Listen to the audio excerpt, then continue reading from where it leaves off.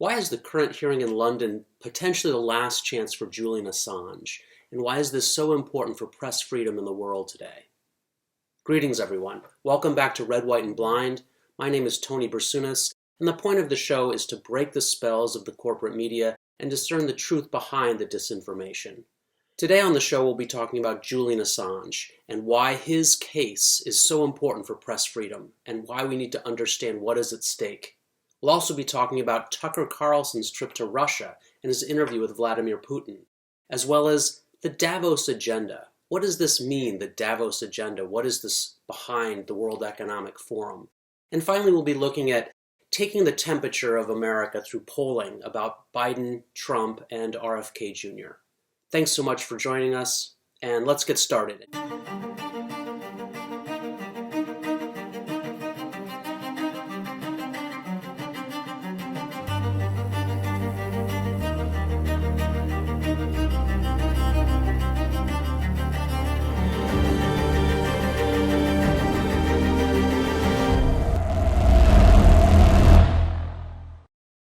Okay, so before getting into Julian Assange, we're going to talk a little bit about Tucker Carlson and Tucker Carlson's trip to Russia to interview Vladimir Putin and why that was such a big deal. So if you don't know who Tucker Carlson is, I would say he's been the strongest counterculture voice on cable news over the last 3 or 4 years. He was a commentator on Fox until he was fired last year for speaking a little bit too openly, depending on who you believe, either about January 6th or about the election voting machines. But at any rate, Tucker Carlson went out on his own, and many people thought that might be the end of Tucker Carlson, that he would sort of disappear because he no longer had his platform on Fox. But I knew something different was going on, and I think all of you who have read Red, White, and Blind know this as well.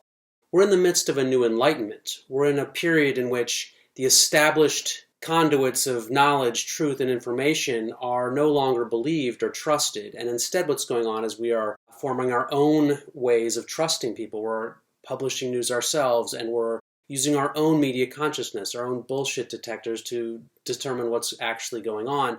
And Tucker Carlson had enough of an independent platform.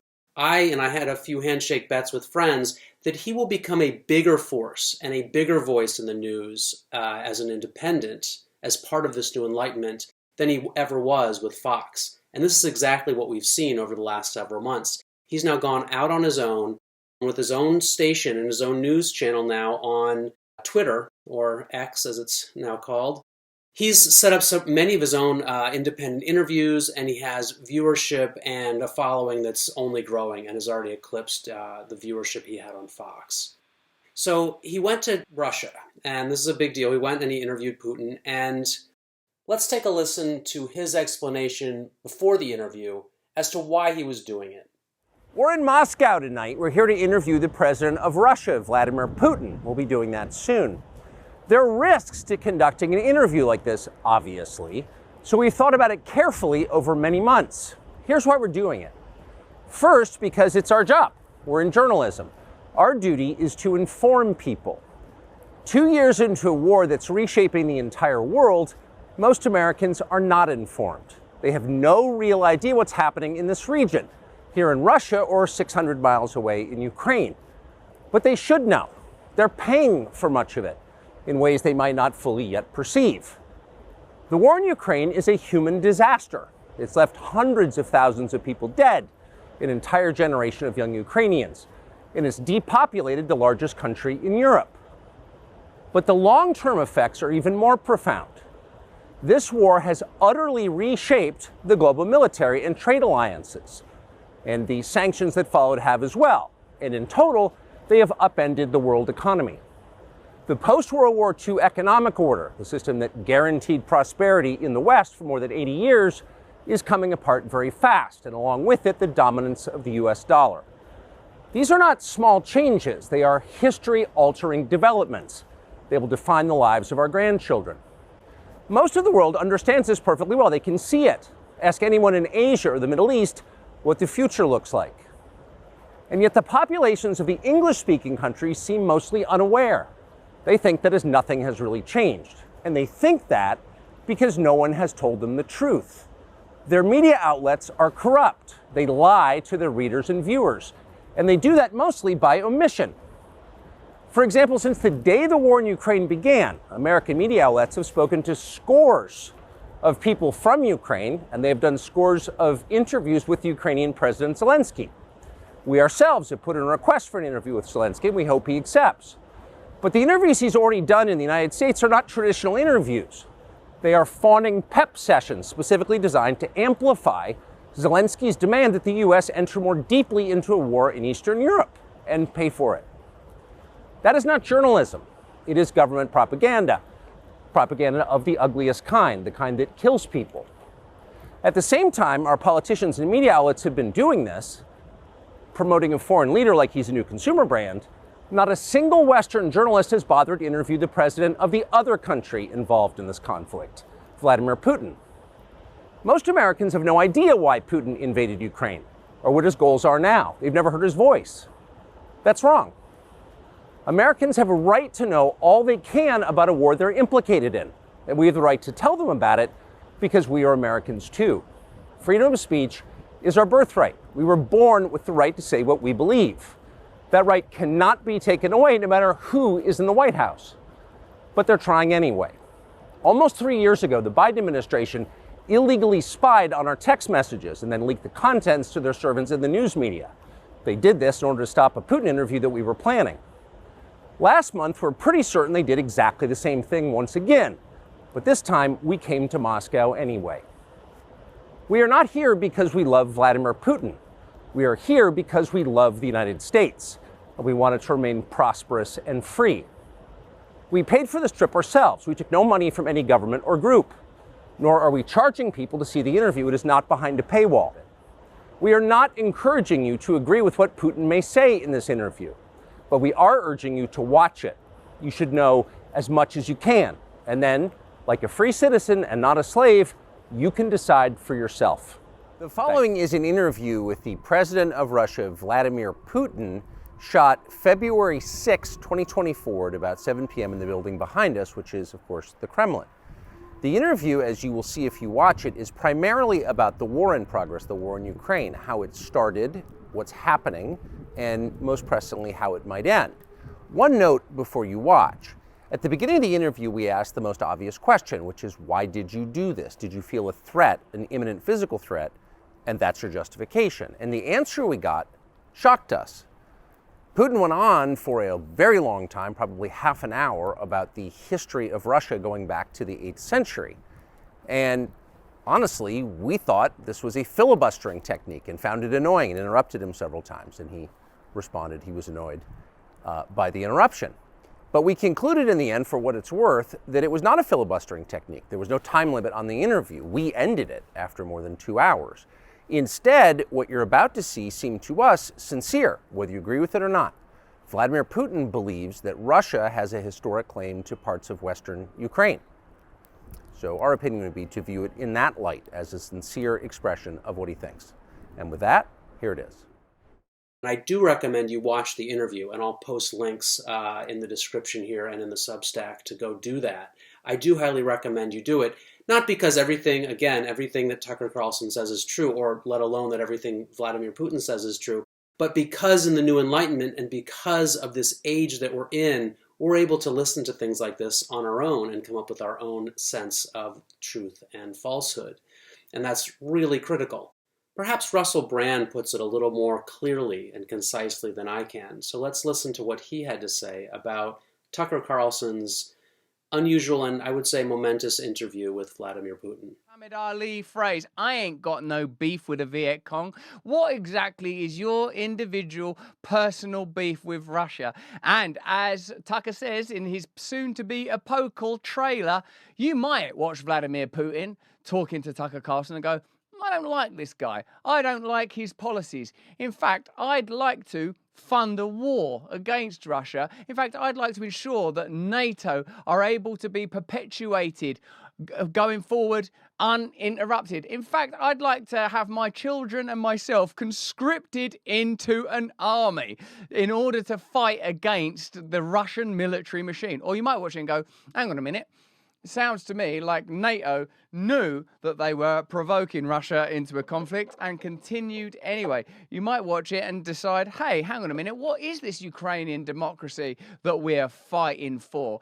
A democracy where there's only one set of media that's allowed, a democracy where elections are cancelled. But what it's really exposed to me is the nature of propaganda, Western propaganda. The Tucker trailer is where he says that journalists have a duty to report the news, that Americans should know what Vladimir Putin is saying, thinking, feeling. Why or end? Does that seem reasonable to you? You're paying for this war through your tax dollars. You should know what it's about. Now, I'm going to back myself here, and I'm going to back you. I reckon I'll be able to watch Vladimir Putin talking to Tucker Carlson. It's not like it's, I don't know, Clint Eastwood or Brad Pitt, and I'm going to get all swept. Oh my God, he's so charismatic. I don't care what he says. I'm on board. I'm going to have to watch and go, right, this guy used to be in the KGB. He's a world leader. I'm sure there's all sorts of tyranny and hypocrisy and control going on in Russia. But what because you know what he's going to say? He's going to say this: I don't want Ukraine in NATO.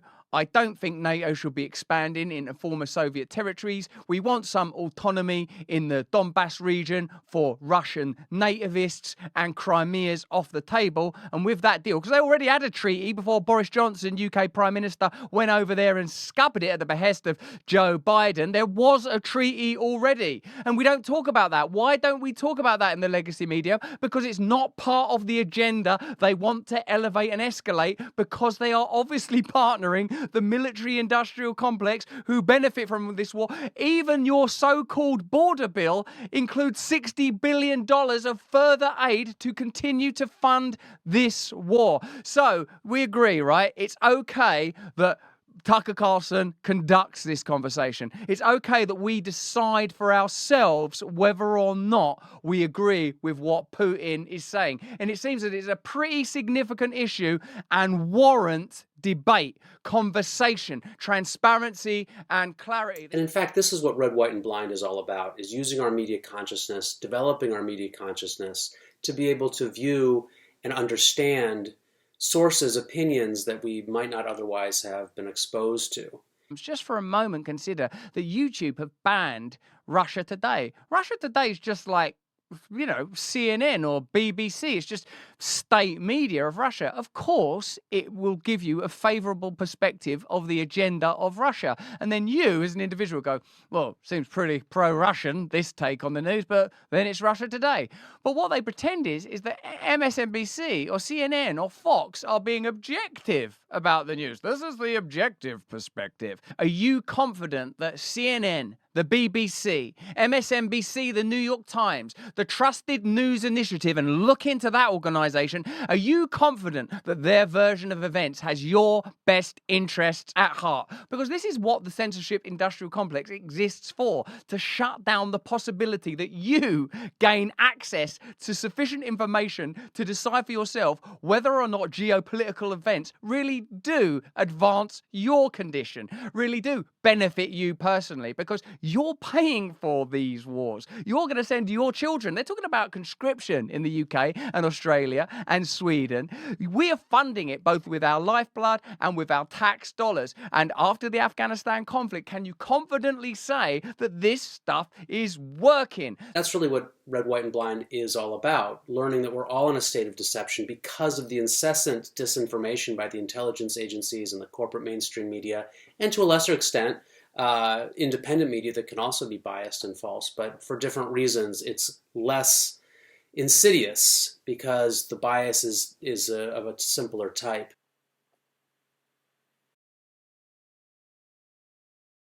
Tucker Carlson is interviewing Vladimir Putin to hear what Russia's perspective on war and potentially peace is, while a bill is struggling to be passed that includes $60 billion of additional military aid for Ukraine. And that's how that $118 billion is carved up. The vast majority of it is going to Ukraine. Now, whether you take the time to go listen to the interview or not, I recommend that you do.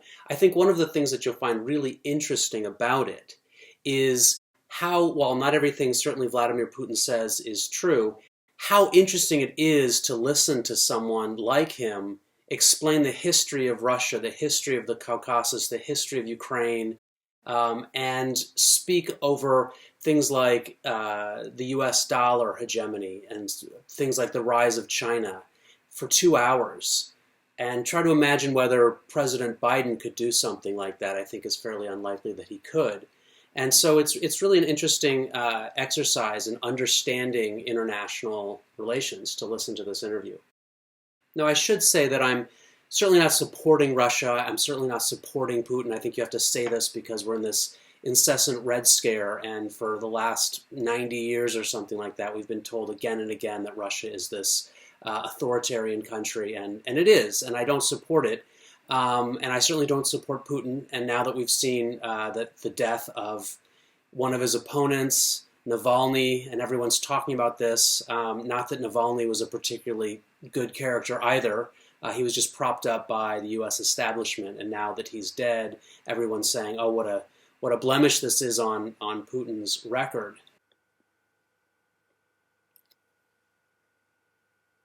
There's many countries around the world where dissidents are dying in prison, and this is just one of many.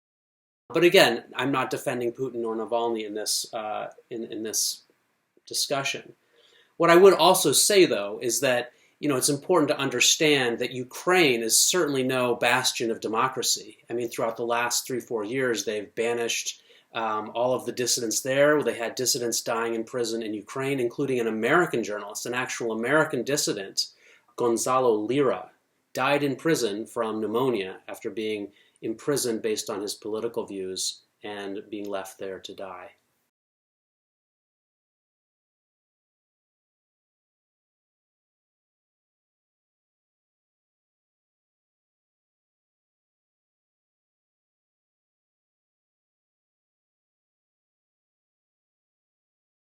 He died in prison there, and no one talked about it. Whereas today, it's wall-to-wall news. Everybody in the establishment media, every establishment politician, whether Democrat, Republican, they're all speaking about how the death of Navalny is this grand tragedy. Certainly it is a tragedy when a political dissident dies in prison, but it's happening all over the place. And as we're about to explore, it's also happening with Julian Assange, which is a much grander case. So if you hear people talking about Navalny, and they're not talking about Julian Assange, who is a far, far more important character on the world stage for the case of freedom, for the case of democracy, for the case of open government and the rule of law. So in short, go listen to the Tucker Carlson interview of Putin. And I will say in closing that these interviews that Tucker Carlson is doing as an independent journalist are important, and he's done several other ones before and since that I'll also recommend. And so Tucker Carlson is included in the balanced media diet that I recommend. And as we'll talk about a little bit later, on balancedmediadiet.com, I provide what I recommend as a balanced media diet for 2023. The 2024 diet will be coming out very soon, and I'll keep you posted about that. So thanks so much. This has been Red, White, and Blind talking about Tucker Carlson's trip to Russia.